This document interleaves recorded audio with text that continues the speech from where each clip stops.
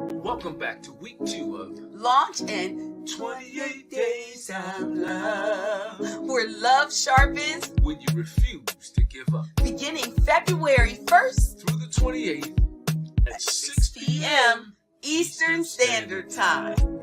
Week 2 looks like this. We have Dre and Auntie Hubbard on Monday, February 6th at 6 p.m. and Okkerse and Shellinda Miller Tuesday, February 7th. at 6 p.m. And then Newton and Aldrina Miller. Wednesday, February 8th at 6 p.m. And then Veronica Brown on She's our single and stable girl that's Thursday, February 9th at 6 p.m. But wait a minute, don't forget date night on Friday. That's where you sharpen those love tools. Exactly. We're going to get on board of the love train. Then there's Saturday, Just the two of us. covenant time. And don't forget, The intimacy of worship. that's our Sunday where we can worship together. Now, there's nothing to do on those days here, but make sure you spend that time together. And catch us again on 28 Days of Love. We'll broadcast live nightly on Facebook Live 6 p.m. or on our YouTube page, Launch TV. TV. Make sure you're there. All right, guys, this is week 2. Love sharpens. When you refuse to give up. We'll see you at 6 p.m. Well, welcome to 28 Days of Love. Listen, Welcome. I wasn't supposed to bring them in yet, but I messed up and brought them in anyway. We here, Newt. We here. But hi, everybody. Welcome to 28 Days of Love. I'm Kim. And I'm Dr. New. I'm getting better. Look, he's going to claim it himself. We're going to just let him go ahead and claim it. Yes, you're getting better. But Yeah. hi, you guys. We're sorry we're just a little bit off, but we're not off. We're really on because there were some things that had to be adjusted, it's and it's a physics. beautiful thing. It's physics. It Time is relative. You know what I mean? It's relative. So wherever I am, that's the center. Okay, then there Yeah, we you know go. what I'm It's saying? relative. You got to take us to the physics thing. So we have here today 2 special guests, very dear friends of ours, friends of ours. I know Kim and Shell will say that they've known each other, I guess, all their lives. But I got to meet. But now I never called you actually by your first name, so I don't know if I'm going to pronounce it right. I always call him Chubb. Give it a shot. Newt. Give it a shot. Give it a shot. Give it a shot. So I met Okkerse. That's right. Did I get it right? Yeah. We'll take it. Okay. I met Okkerse through Kersey through Shell and through Kim, and I don't have any blood brothers, but that's my brother. That's there, right. and we happen to have the same last name. You know what I mean? Miller. So we're ecstatic tonight Mhm. that they've taken some time out of their schedule to come on to 28 Days of Love. Their marriage it's a beautiful marriage. I mean, there's so many things I've learned and gleaned from them. Every time we're around them, I walk away full with something brand new, So hopefully they'll share some of the stuff. I mean, they were in the Navy for probably longer than some of y'all might be old, right? You know what I mean? So leadership, they've seen the world. I mean, it's just, listen, you're in the right place tonight. So get your notepads out, get on the chat, so you can type the stuff in and let's get this party started, huh? Look, I was trying to post while Luke was talking. I was stalling for it, right? Listen, can we just jump in, or do you guys want to say something first? No, we're ready. Let's jump Just in. jump on in. So what we want to know is how did you guys meet and what drew you to each other? Yes. So I'll start it off. So we both were in the Navy together at the same time, stationed at the same command. And the gym, there was a gym that belonged to the building that we worked in, was right outside of the door. Okay. So every lunch, the fellas would run downstairs at 11:15, trying to be one of the first 5 to get it started. But every time we got down there, Shell was in the gym with her aerobics folks, and she was teaching an aerobics class. Oh. And so I met her like, hey, you need to kind of like move your class to the left a little bit so we can, when the brothers show up, we want to we want to start. We want to start when we show up, not wait for you to get out. Yeah. And that was the beginning of the relationship. Wow. I gotta ask, what did she say? Oh, I want to hear him tell us. I couldn't even get that out. We both knew how that went. Dude. Oh, well, that's Yep, she kind of Exactly. blew me off. And First of all, it wasn't even him because he was the nice person. They were really they weren't even, before they were asked, they just come in bouncing that ball while I'm teaching a class. Like, it's all loud. And then they started trying to come. When I told them no, I said, well, we only are in here 2 days a week. So can you just give us this 15 minutes? Okay. They didn't care, except for Chubb. He wasn't saying nothing. But then this is kind of what drew me to him, because he was kind of quiet about it. Everyone else was obnoxious. Wow. And they started coming to the last part of aerobics where we were doing the ab work, the floor work. It was like 10, 15 minutes. So they started coming to do that, right? Yep. And he would participate, right? Okay. But they just couldn't wait for me to get out that gym, because as soon as I grabbed my bag, they was on the court. Wow. Oh, so Chubb's a wise man. And that's the meeting of the minds right there, Newt. There you go. So his character drew you to him. Okay. Absolutely. Yeah, I thought he was actually, what drew me to him was that right there, because while everyone else was not only being demanding, because I wasn't going to have that, they were trying to really like bogart the way over. He was just all calm. And then once he started coming at the end, his friends started coming. And then that's when I first saw him, but I really didn't talk to him outside of that for quite some time. Okay. And then I just felt, I guess when I thought about the question, I was thinking how he really is together. I thought he was so mature. I thought he was not only mature, I knew he was a Christian too, the way he carried himself, if that is such a thing. But my spirit did kind of connect with him, and he was just so calm. He dressed nice. Wow. He was nice. He was well spoken. Wow. He was respectful, and he wasn't even trying to make a move on me. So that was a plus as well. That's the second time we heard that. We heard that yesterday with someone where he wasn't trying to make a move on her, and that really grabbed her attention. At least as far as she could tell. As far as she could tell. But he did it the right way. Oh, okay. Yep. I can see that. It's so funny. So what drew you to her, Chuck? Initially, me and you understand, initially, the brothers, initially, just being in that space was kind of, this is all right here. This is all right, without saying no word, like this is it. Then after that, it was just conversation, and the conversation just kind of took off. Absolutely. Yeah. Wow. I love it. That's why you got down and started doing the ab exercise. Right?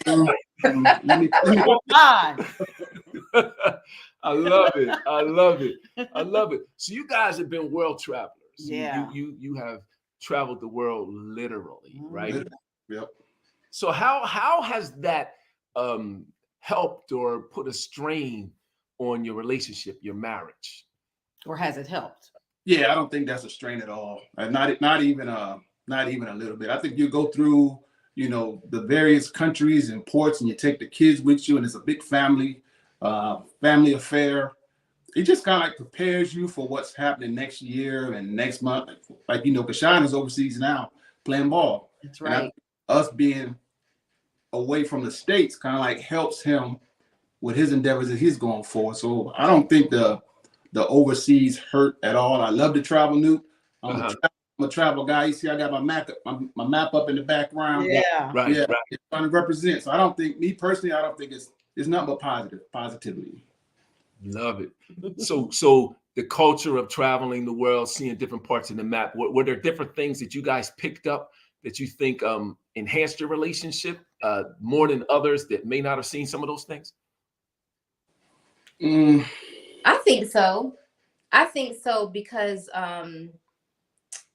it's just learning to adapt early. The qualities also, like Chubb mentioned earlier, is like, I think that's a quality that my kids were able to pick up on also, not just being well-traveled, meaning better than anyone else, but also it's just that experience, you know. And when you're traveling to these other countries and you live there, you have to adapt to their rules, like their culture, because you do want to be respectful of their country, but you also have rules you got to follow as a U.S. citizen while you're in that country. So it was really just adapting to their way of life, the time zone, the expectations they have of Americans, and in some places breaking the stereotype of what you think, especially in Japan, about, you know, African American people and service members at the same time. Right. Can you guys tell us a couple of the places that you lived? I just would love to know the different, because I remember, Shell, one time you were in Turkey, because I remember you sent my daughter a doll baby from Turkey.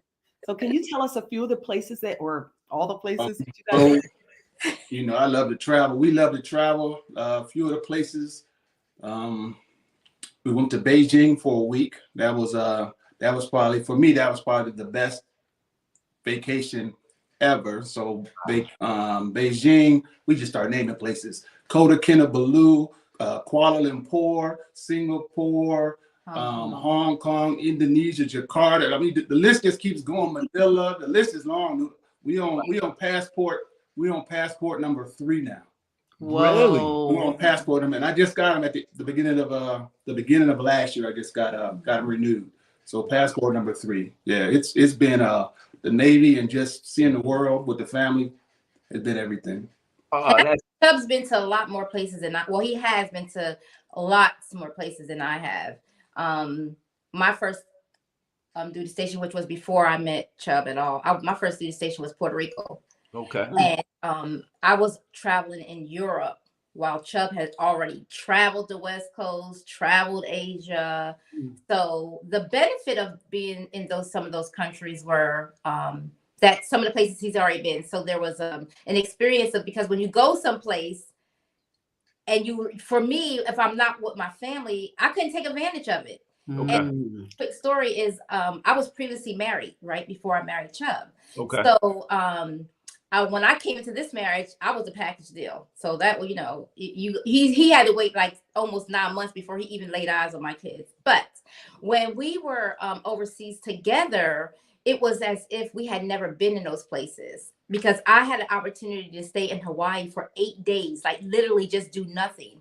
But I couldn't, because I was like, I'm going home. And they're like, you're going home? Even Chubb was like, why are you going home? Come home. I was like, because I'm going home with my kids. I don't want to be in Hawaii by myself. Like, it was really not going to be a trip for me. It definitely not a vacation. So traveling to those different places with my family was different than traveling them alone. You know, it was different, you know, being able to take advantage of, for me, really appreciate where I was. And that's interesting you say that, because I was trying to find a segue into the next question. And all I kept thinking was, whenever I hear Shell, I hear Chubb. Or if I hear Chubb, I hear Shell. So I never think of you two as other than one unit. Yeah. You know, even if I'm bike riding with Chubb, Shell's in the mind. You know, it's just, you're one unit, together. Right? So I think of the word covenant, right?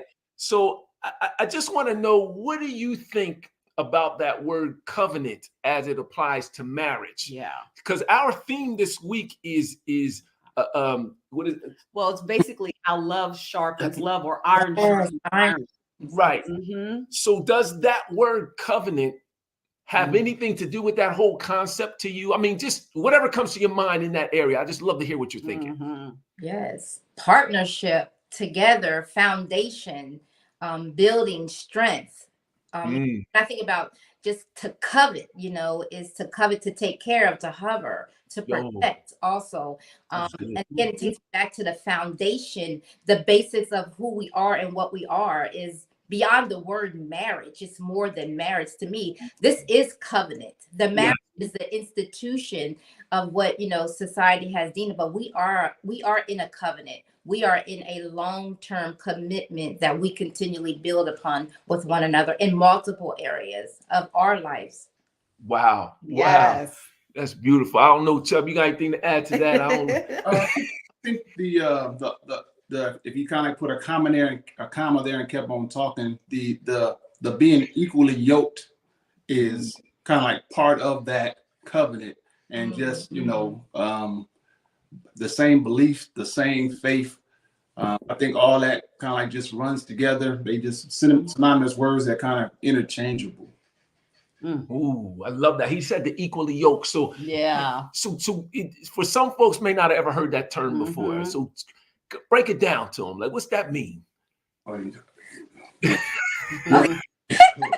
I know what it means. I'm all about examples. I like to speak in threes, but I will say that you think about equally yoked, you could just think about the word equal. That means comparatively the same, because 7 ain't equal to 6, right? That's not the same. So not only are you the same, you're the same growing and building up. And you think about that yolk coming from an egg. If you crack open an egg, a lot of people, they bake. I had a friend named Sharon, and every time she would bake these delicious cakes, she always cracked the egg in the bowl first.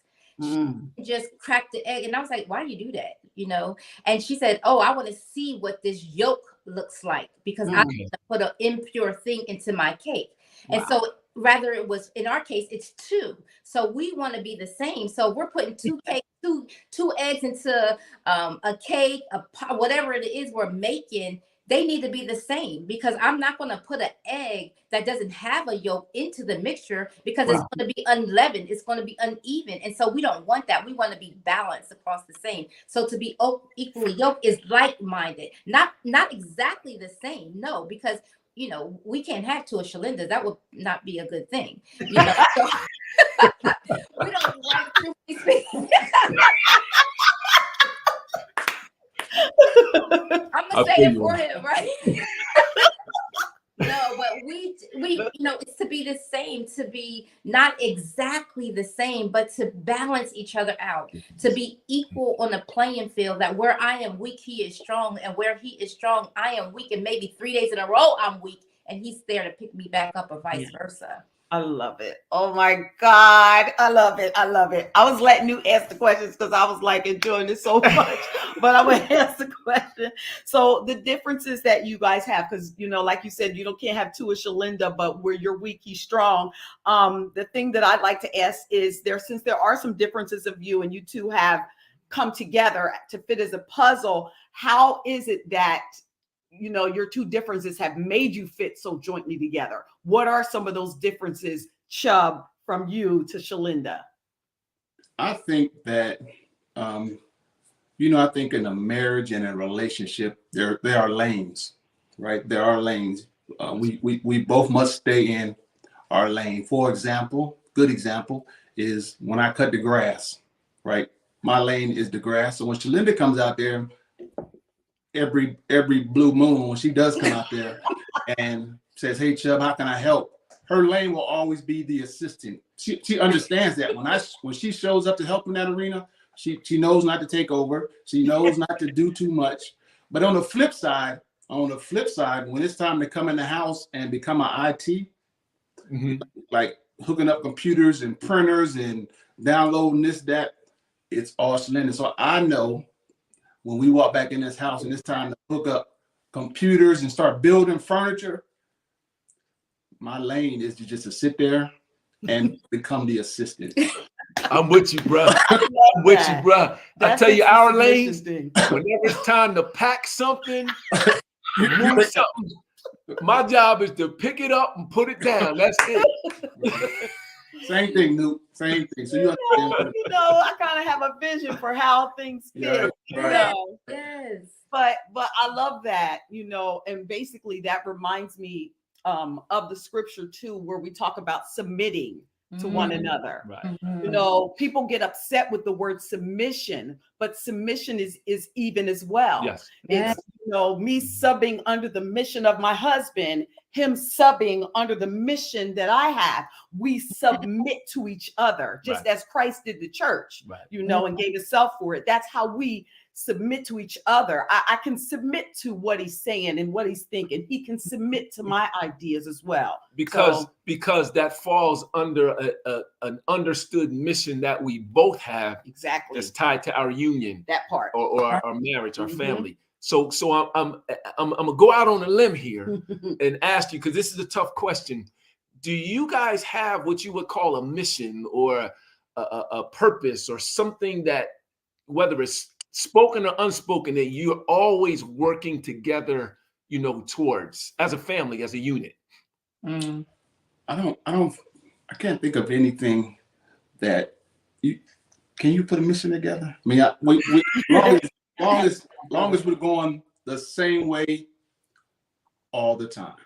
There it is. There's the mission. There it is. Going the same way all the time. Right. That's beautiful. And even if you get in different directions, correct. Yes. Come back and straight. you get there. Yes.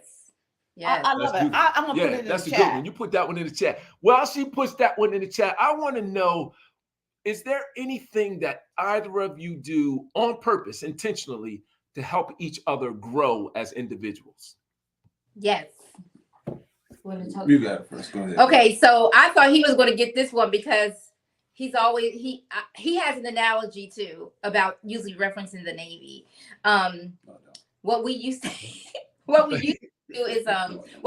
do is in the Navy, in the military, there's a thing that we used to do, because in the Chiefs realm, we were chiefs in the Navy. We had a periodic evaluation, and then we had an annual evaluation. Right.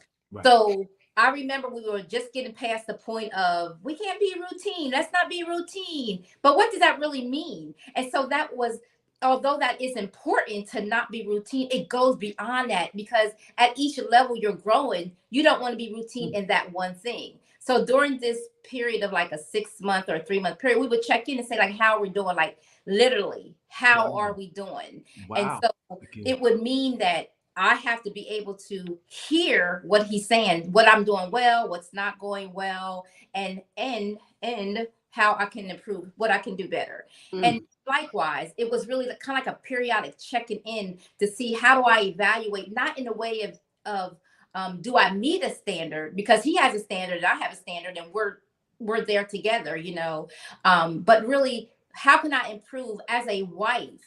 How can I improve as a member of this team, this family? How do you see me improving as a mother? And then that was good. Keep going. I'm sorry. Wow. I had to say that. Yeah, because sometimes I think what it is that for us, it's communication. And because one of the differences that you know, but now the world will know, that we have is I going to ask a lot of questions, and I need to know I got to figure it all out. Like Chubb would always say to me early on, like, you don't got to know everything. You don't got to figure it out.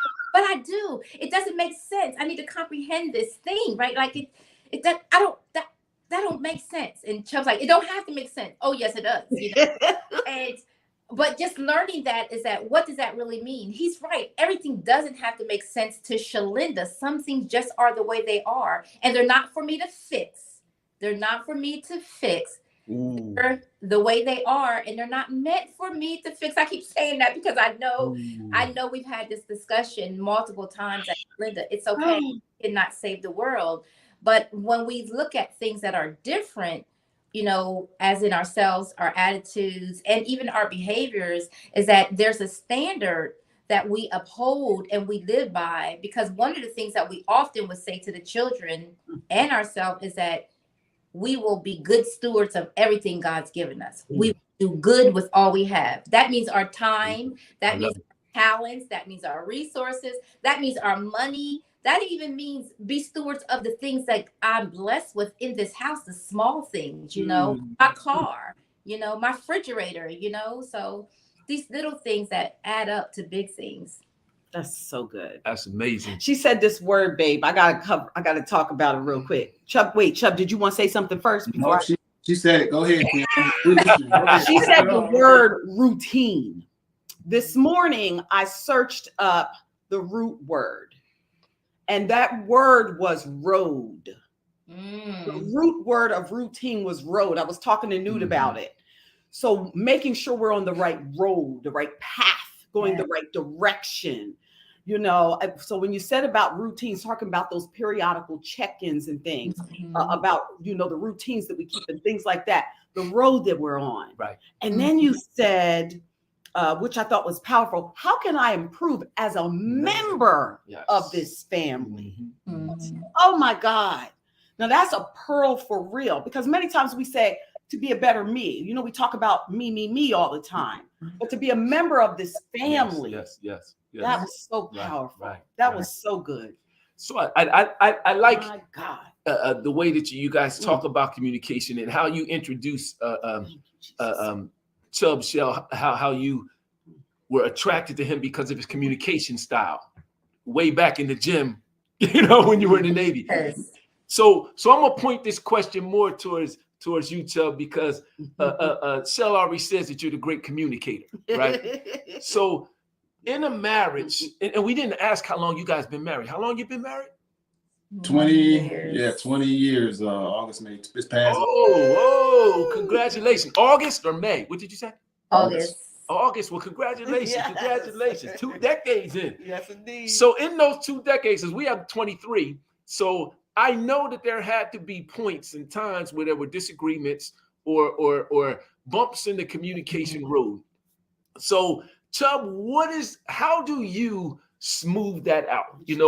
What's a strategy or a tip, a skill you can give us other brothers so that we can communicate effectively with our wives or in those difficult times? So for me, Newt, it's whatever you say, I wrecked a car or the door fell off or a tree fell on the house, whatever the argument's about. No facial reactions, no going from 0 to 100. Wow. No, you did what? When did that happen? Blah, blah, blah. None of that. It's always the same with me, dude. Everything that happens is always the same. I'm that guy that just sits back and let you get it out. And when you finish getting it out, you'll get it out some more. And at some point in time, we'll kind of slow it down. Wow. And I control my emotions. And by that time, hopefully our emotions are controlled. And then we'll have that conversation. I also learned, Newt, and I'm sure, Newt, you know this as well. We don't really talk about anything going on in the house. Okay. He's going out to eat somewhere to have a conversation, or we're in a car riding to have a conversation. But we'll never just be I'm sitting at my office and then we have a conversation about, something important. To me, it always works better when Shell don't have that phone, Shell don't have that computer, Shell don't have that iPod, Shell is not going to a meeting, an appointment. She can't find the phone, so that's on the mind. So for me, it's always wait till we're in the vehicle and then or sitting down eating somewhere and we let it all out. Like, where's your calendar at? And we just kind of put all that stuff together then, but not really. If it has to be discussed in the house, so be it. But for the most part, Kim, we take that on the road to having conversations. Wow. I love that. We call that setting the atmosphere. Oh, say that again. I'm sorry. We call that setting the atmosphere, because the atmosphere matters, literally where you do things and where things happen, it matters. We don't want to ever, have an argument, definitely not in public. I don't think we ever had in public, so that's the same that we try to do with our tough conversations, those hard to have conversations, because no one has a playing field. Here in the house, Chubb is the head of this household. He's the husband. But when he comes home, I'm in the house. I can't be like, blah, blah, blah, blah, blah, because he was imitating me when he told y'all, blah, blah, blah. So I had to be, learn to, be that way, so setting the atmosphere, because it does matter. The atmosphere matters based on the situation, the conversation that we're having. Lisa, you're right. That is great wisdom. Wait, he was going to say something else. Yeah. What else, Chubb? No, I think that's that outside of the house is for me or for us. I think that works. That works well. That is such great wisdom. That is such great wisdom. I like that they said, because you're not going to have an argument in public. Yeah, if it's that difficult a conversation, right. You're going to keep. And I guess in Chubb, we called it in the Marine Corps your military bearing. Oh yeah, maintain your military. What I used to say. Keep that military bearing, right? Yes. Right. Oh, I like it. Right. Yeah. Lock your body up when I'm talking to you. Can I tell you what a friend of mine's last year we had Pastor Larry Colbert and his wife Julia on. Yeah. And what they decided to do is when they have a situation that he called it a heated, exchange, instead of standing across from each other, they stand beside each other and hold hands and have the conversation. Right. Because they're showing that they're on the same team. Right. And not opposing. Right. Yes. Oh, I like that. That's great wisdom. I love that. So we're gonna be on the road. Yes. We ain't gonna have our phone. We have to put our phones and stuff down. Right. Yes. And the thing that Chubb said that I think is very, very, for those of you out there listening, it may be an acquired skill, something we have to practice is to wait. To keep that military bearing, that straight face, allow it all to process first before responding. Is that how? Am I saying that right? I agree, Newt. But I think what helps me, I still got to work on it. But what helps me is I'm quiet by nature anyway. I'm not one to respond or react anyway. So when these conversations occur, that natural side of me just naturally comes out. Easy does it, Chubb. Calm down. Easy does it. Looking straight. Keep your nose down. Don't get loud. Let it talk. Let it get it out. Wait on it. We all know Shell is like that bunny rabbit. Remember that bunny rabbit that was pink? Energizer. Energizer bunny. Is that what it is? I'm the same way, Shell. It's okay. With the drum. Yes. Yeah. That thing that just like it just keeps going. It keeps going. That's Shell. I mean, like morning, noon, and night. She is always on that little bunny, man. I'm talking about like just always moving. I don't know how she does it. Right. So the calmness works well for me. It does. So you let us in on some of the things that are in your mind. You're telling yourself, wait, easy does it, wait on it. Is there anything else going through your mind? Because for some folks, that's going to be hard to do. Right. Are you thinking of an answer? Like what else might be going on? No, not really, Newt. You really for me, it's just kind of for me, I hear her speaking. I pick up on some key words, but I'm not like in tune, like looking at you like I'm just waiting on that next word to come out. That's going to be the wrong word. And it's not like that. It's a look at her, see what she's doing. Okay, she says something about the car. Okay, she says something about the bedroom. Okay, that sounds like it's a problem, but it's not really I'm sitting there just dwelling on everything no, I'm not. It's like bits and pieces that I kind of pick up on, and at some point in time over the next hour, when we don't really have arguments, but when things calm down, then I'll come back at it. And sometimes it ain't slowed down. So you gotta wait until it just calms down, man. Okay. Shellinda, listen. I love it. Listen. I love it. I'm the same. I'm very similar. I'm very similar because I'm like, oh, but wait a minute. Wait, what's Newt's like this on his computer. We understand. And then he turns. And back at it. Yep. And I'm like, he acting like Linus or what is it called, Schroeder? Who's the one who's putting down?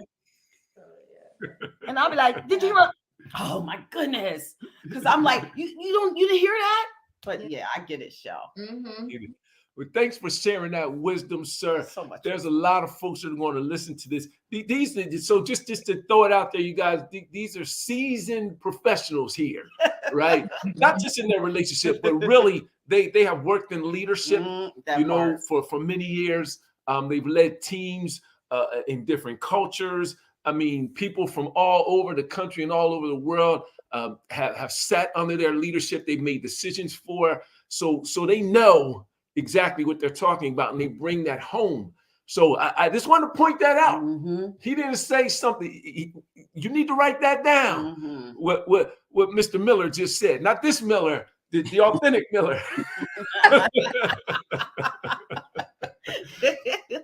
So people are posting and saying things, and they're appreciating the information that was shared. Thank you guys so much. Yes. So good. So we are kind of at time. We're at 35 minutes. We try to keep it to 30, right? But we wasted 4 in a minute in the beginning talking. So we want to kind of throw this out there like this. Is there anything that you guys have going on, you know, in your life, any events, any things that you want people to know about, businesses, or things of that sort, your books, consulting, whatever, you can talk about that now. And also, we want you to finish up with a final word.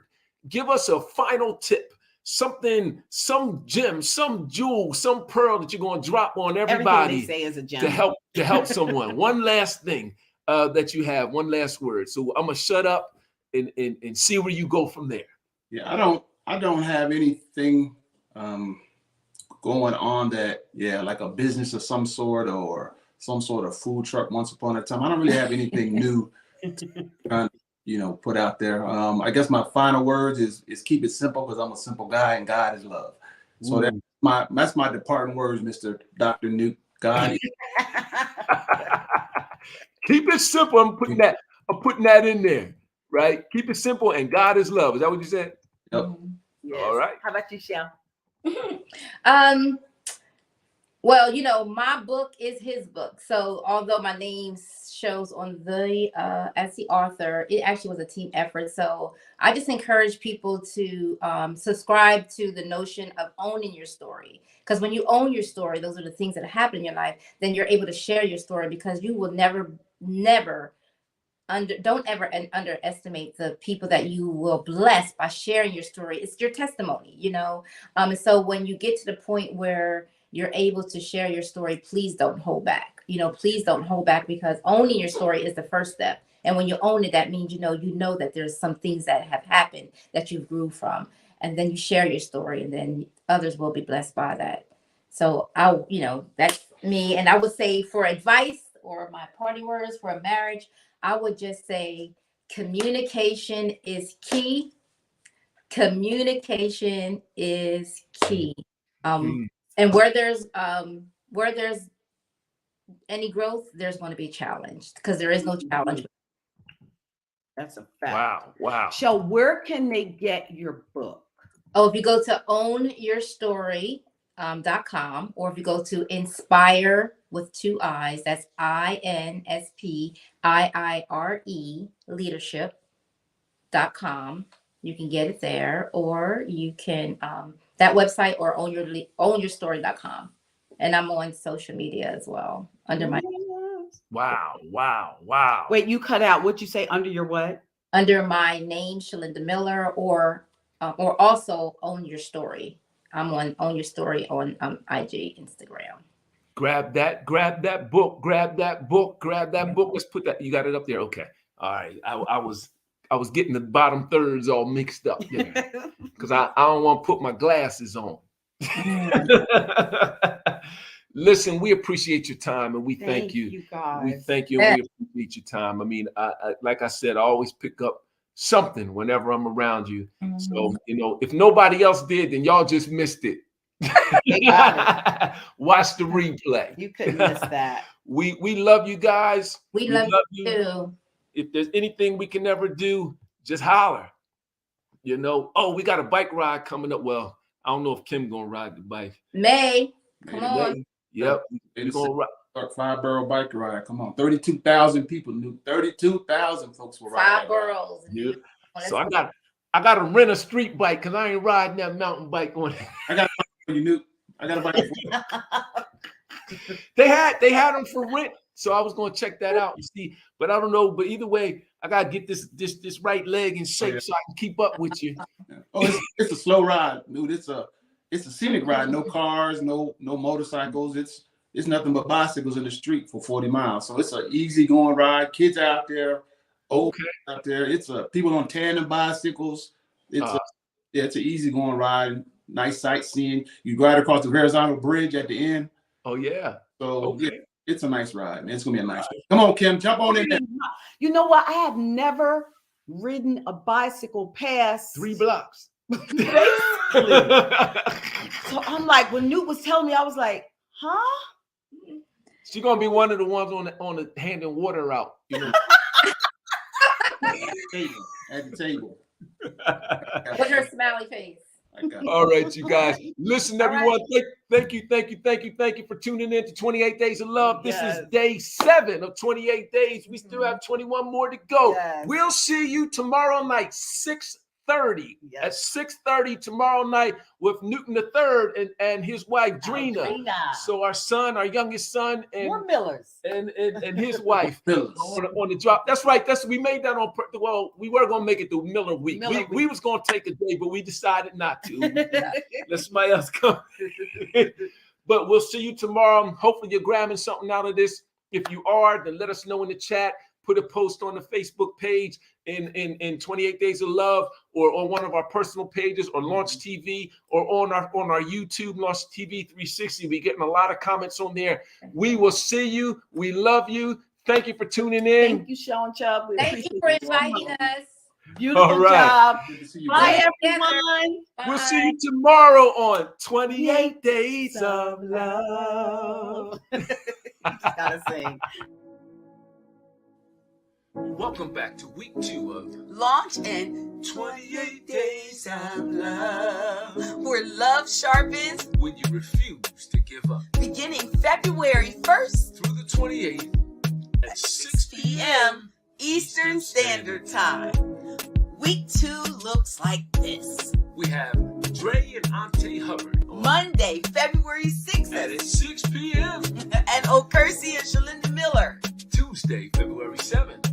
at 6 p.m. And then Newton and Aldrina Miller. Wednesday, February 8th at 6 p.m. And then Veronica Brown on She's our single and stable girl that's Thursday, February 9th. at 6 p.m. But wait a minute, don't forget date night on Friday. That's where you sharpen those love tools. Exactly. We're going to get on board of the love train. Then there's Saturday, Just the two of us. covenant time. And don't forget, The intimacy of worship. that's our Sunday where we can worship together. Now, there's nothing to do on those days here, but make sure you spend that time together. And catch us again on 28 Days of Love. We'll broadcast live nightly on Facebook Live 6 p.m. or on our YouTube page, Launch Launch TV. TV. Make sure you're there. All right, guys, this is week 2. Love sharpens. When you refuse to give up, we'll see you at 6 p.m.